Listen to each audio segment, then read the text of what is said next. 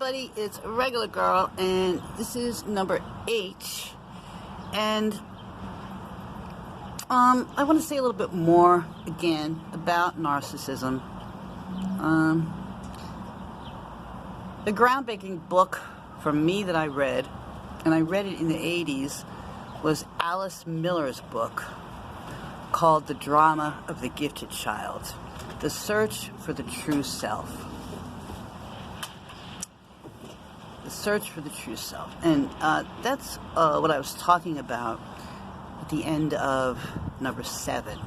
I was saying that I was all there. See, that's what I was talking about. And at the beginning of number 7, see, I was talking about that little girl and that toy piano. So that's what I meant by that. You know, that I had that's how I could tell that the authentic me, the real me, is that little girl who wants to know about music. In a way, I didn't know that for sure. Narcissistically disturbed people have a difficult time knowing who their authentic self is. So there were periods of my life where I was narcissistically disturbed, I would say. I caught it from, the narcissist or something like that. See? So that sensation of being all there, all in, all present is, if you are able to do that, be very grateful. Kind of a strange thing to say, huh? But no. That's the authenticity of the self. So, that's why I like to call narcissism the pretend. You can do this or pretend we're that.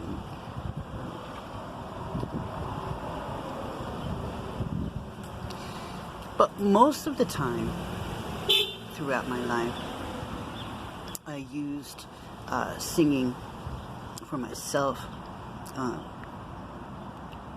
as a way of self-soothing, not letting anybody else hear, not letting anybody else see that part of me, which was an inauthentic use of it, which then created problems.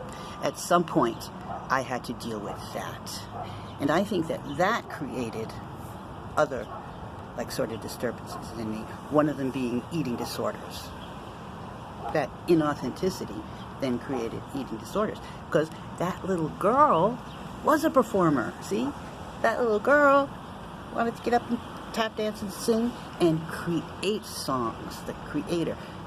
That's why I fell in love with jazz when I fell in love with it, because jazz music, jazz singing, you create as well as sing somebody else's song, and for whatever reason, the cosmic forces, be whatever you may call them, you may choose to call them, and I don't want to engage in that controversy, or even let it enter into the picture right now, and give it a name.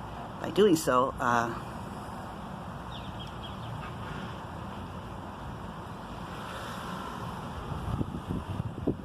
call it God. The way my life went, I was not really, of course I heard jazz music, but not really. It wasn't on my life path until later. I fell in love with it. The same way that you fall in love with a man. That's really how it happened to me. And when it happened to me, it transformed me. It changed me. And I fell in love with it. And then I Same way that when you fall in love with someone, you have to be there. You have to know everything about it. And I already loved singing. I already loved music. But then I had to, see. So I was all in for the discipline. See? Music therapy. But in a different way.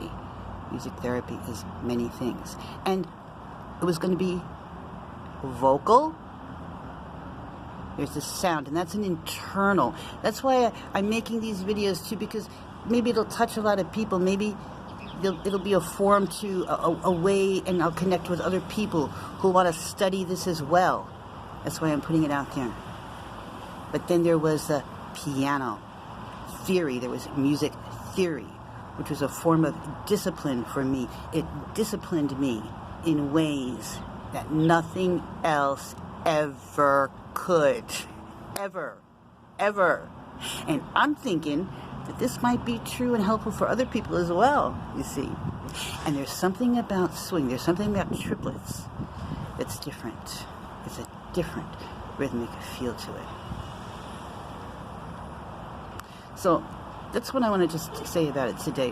What happened with the music lessons was, it's just so insane that I could barely talk about it. It's so insane. It really is. I've been thinking about it all day, knowing that, I'm going to make this video and tell you about what happened next, which is that I did not get the music lessons. My brother did. Aunt Lori, the diddler, bought him a guitar to get music lessons at the YMCA. That's insane. No, because what I remembered, and you're not supposed to dig this stuff up, but I actually remembered today, I felt something.